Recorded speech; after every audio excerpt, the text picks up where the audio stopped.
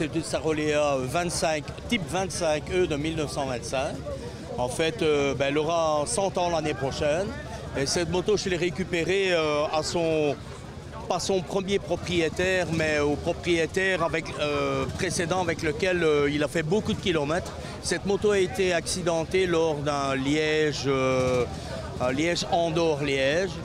Et la moto étant hors service, j'ai récupéré cette moto-là après.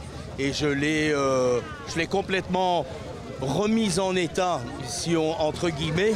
Mais j'ai voulu conserver sa patine d'origine. Je voulais qu'elle reste telle qu'elle était. Alors l'ancien propriétaire m'avait dit à l'époque, c'est plus difficile de conserver la saleté que de l'enlever.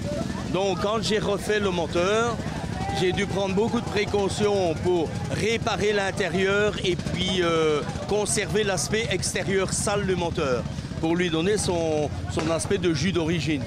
C'est une 350 cm3 latérale avec une boîte à l'époque chez Saroléa.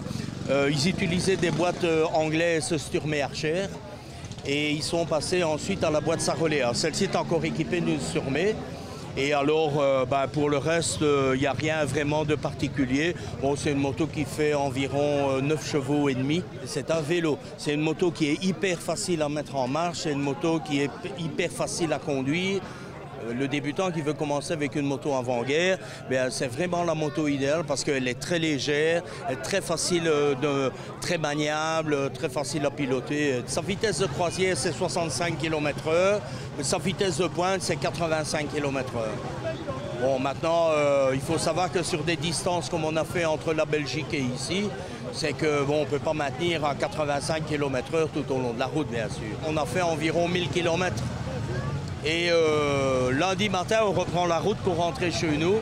Donc ça fait 550 km en 2 jours. Comme quoi, même les anciennes motos peuvent faire de longs trajets. Et en plus de ça, c'est une moto hyper fiable. C'est une moto qui ne demande pas de soins particuliers. C'est une moto qui part par toutes les conditions météo. Maintenant, il faut savoir que Saroléa est la doyenne des motos belges. Et que beaucoup de gens sont amateurs des motos Saroléa, en France également.